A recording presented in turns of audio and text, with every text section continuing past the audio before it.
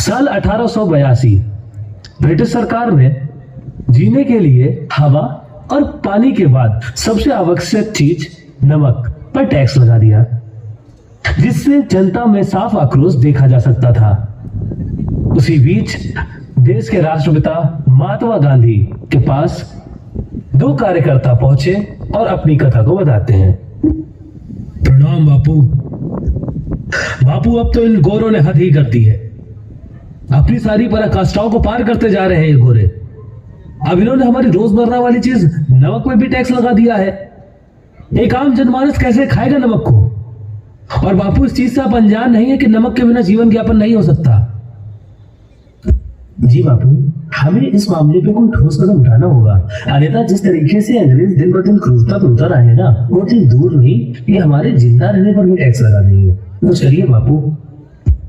तुम दोनों चिंता मत करो।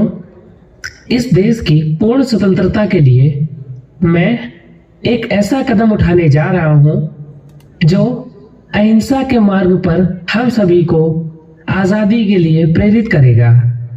मैं आज इस सभा के माध्यम से आप सभी से और पूरे देशवासियों से यह आह्वान करूंगा कि 8 मार्च को सभी लोग साबरमती आश्रम से लेकर डांडी तक पैदल मार्च करें और यह दिखाएं कि अहिंसा के मार्ग पर चलकर हम अपनी बात को कितने शालीनता और सौंदर्यपूर्ण तरीके से रख सकते हैं।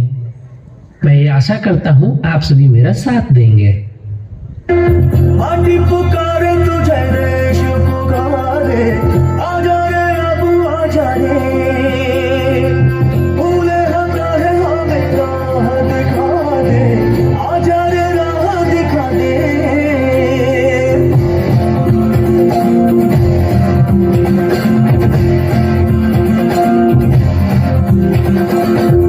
पहली लाठी पकड़े चलते थे वो शान से, जालिम का पे थर थर थर थर सुनकर उनका नाम रे।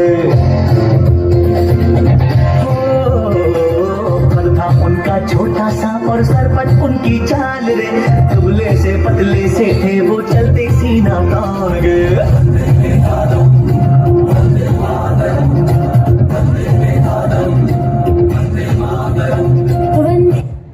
शिट मैन, इतनी सारी गिरफ्तारी और उसके बावजूद इन लोगों पे कोई दबाव नहीं, बल्कि प्रेशर हम अंग्रेजों के ऊपर। खैर, जैसा कि हायर अथॉरिटी का ऑर्डर आया है, हम सबको पीछे हटना पड़ेगा और ये टैक्स को भी हटाना पड़ेगा। Gandhi ji, I will see him in future.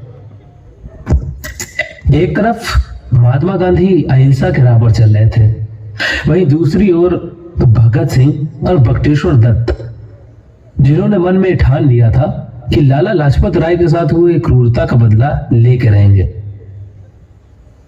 और इरादे कुछ ऐसे कि लाहौर की असेंबली में पहुंच के बम लेके। आइए देखते हैं शहीद भगत सिंह और शहीद बख्तियार दत्त के वीरता की यह कहानी। सुन भाई बख्तियार, तनक भी घबराना नहीं। आज हम यहाँ पर अपने लिए नहीं, बल्कि हमारे मार्गदर्शक लाला साहब के लिए आए हैं। लाला साहब को अकेला पाके इन अंग्रेजों ने क्रूरता दिखाई और उन पे लाठियां बरसाई हैं। लाठियां भी इस तरह कि उनके प्राण निकल गए। हम लोगों ने चूड़ी नहीं पहन रखी है।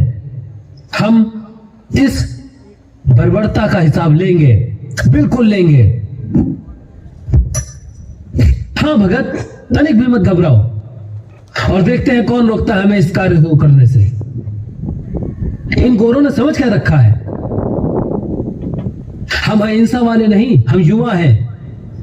हम दिखाएंगे इनको कि हम उन्हें मुंह तोड़ जवाब दे सकते हैं। हम ईंट का जवाब पत्थर से देंगे। चलो भगत, तैयार हो जाओ गोरों। 1 2 और ये 3।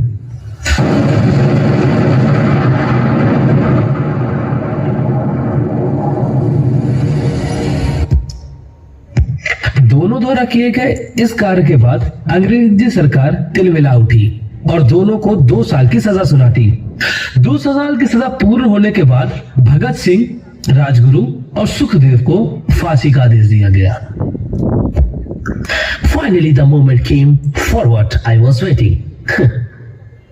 The 3 Indian civilians will be hanged till death.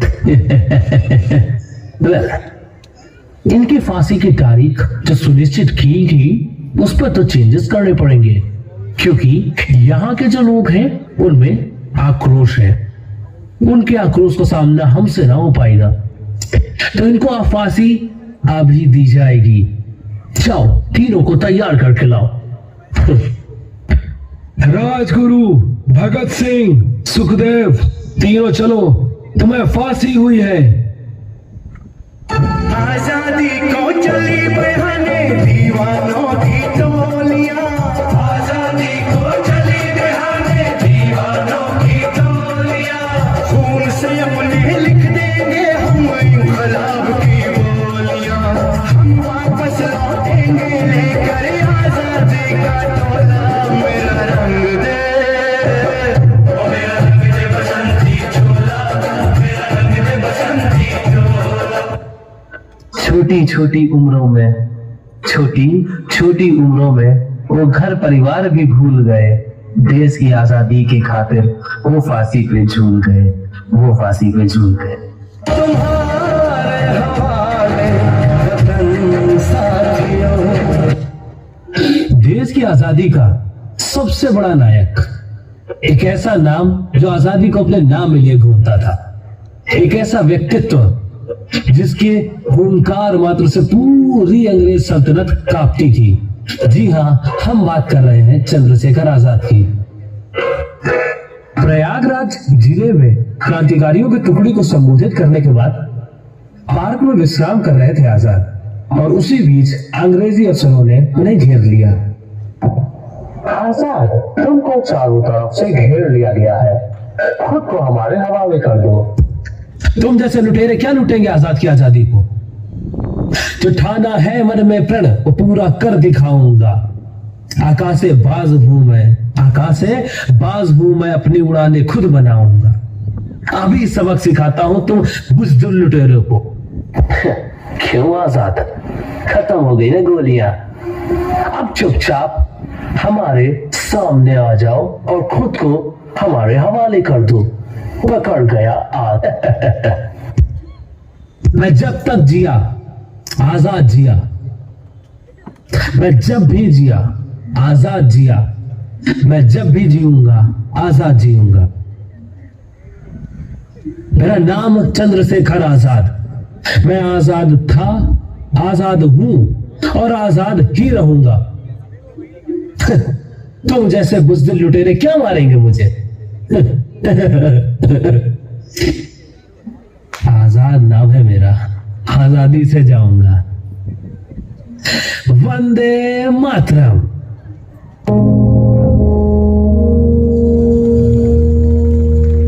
तलवारों पे सर वार दिए,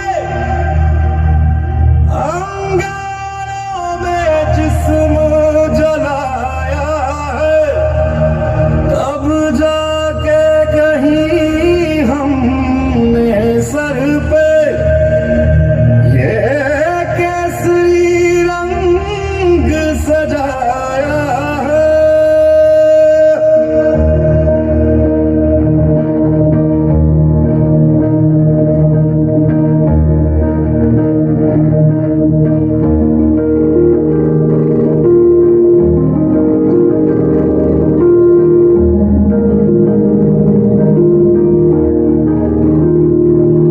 है मेरी ज़मीं अफसोस नहीं, जो तेरे लिए सौ दर्द सहे, महफूज रहे तेरी आन सदा, चाहे जान मेरी ये रहे न रहे। मेरी ज़मीं महबूब मेरी, मेरी नस नस में तेरा इश्क बहे, फीका न पड़े कभी रंग तेरा, जिस्मों से निकल के खून कहे।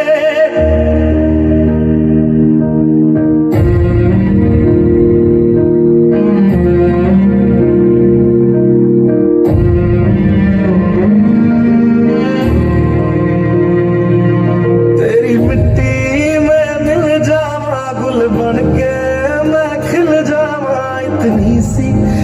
दिल की आरज़ू। तो जैसा कि आपने देखा, हमारे बुजुर्गों के संघर्षों से हमने ये आजादी पाई है। मगर सबसे बड़ा प्रश्न ये है कि आज आजादी के 75 वर्ष बाद भी क्या हम पूर्णतः आजाद हैं? कहीं ना कहीं हम विदेशी संस्कृति को इस कदर अपनाते जा रहे हैं कि हम अपनी संस्कृति को भूलते जा रहे हैं और पुनः उनकी संस्कृति के गुलाम बनते जा रहे हैं। किसी ने सही ही कहा है कि किसी के देश को लूटने के लिए सबसे पहले उसकी संस्कृति को लूटो। हमारी पूरी टीम आपसे गुजारिश करती है, अपनी संस्कृति का सम्मान करें, अपने देश का सम्मान करें और अपनी मातृभूमि का सम्मान करें, क्योंकि यह आजादी हमें हमारे बुजुर्ग अपनी संस्कृति की इज्जत करेंगे, हम अपने देश की इज्जत करेंगे और हम अपने मातृभूमि की इज्जत करेंगे। तो एक बार सभी लोग जोरदार नारा लगाइए, भारत माता की वंदे। अटल बिहारी वाजपेयी जी ने शायद ये कहा था कि भारत कोई भूमि का टुकड़ा नहीं है, एक जीता जागता राष्ट्र पुरुष है। अटल जी ने कहा था